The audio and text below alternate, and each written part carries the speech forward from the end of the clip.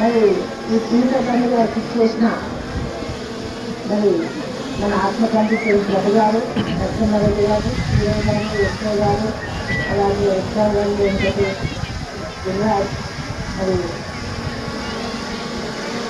మన మాజీ doctor municipal గారికి ఇక్కడ ఇచ్చేసిన అందరూ కూడా పేరుపైన నమస్కరిస్తూ, మరి పీఠ పండుగ అంటే ఒక ముస్లిం పండుగ కాదు, హిందువుల పండుగ కూడా అందరం కూడా కలిసి చేసుకుంటాం.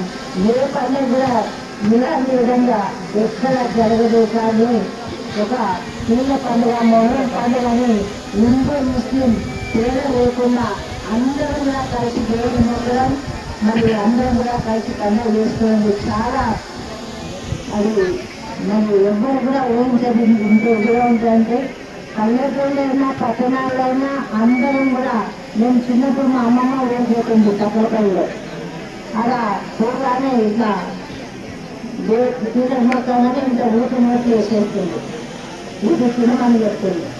మళ్ళీ మా ఊరికి పోయినాక మీరు అది ఏం చేస్తుందంటే మీరు చేసిన బోర్డు బుక్ ఇచ్చేదానికి అది వచ్చిందే, అది పవిత్రమైనది లేక మా నాన్న గొప్పగా ఏమో చేసేసింది ఎలా అని అడిగితే ఏం చేసింది అమ్మమ్మ దగ్గర బోర్డు బుక్ ఇచ్చింది. కానీ అట్లా ఆ తరాల నుంచి కూడా తరతరాల నుంచి కూడా కలిసి మనం పండుగ చేసుకుంటున్నాం. చాలా సంబరంగా అనిపిస్తుంది.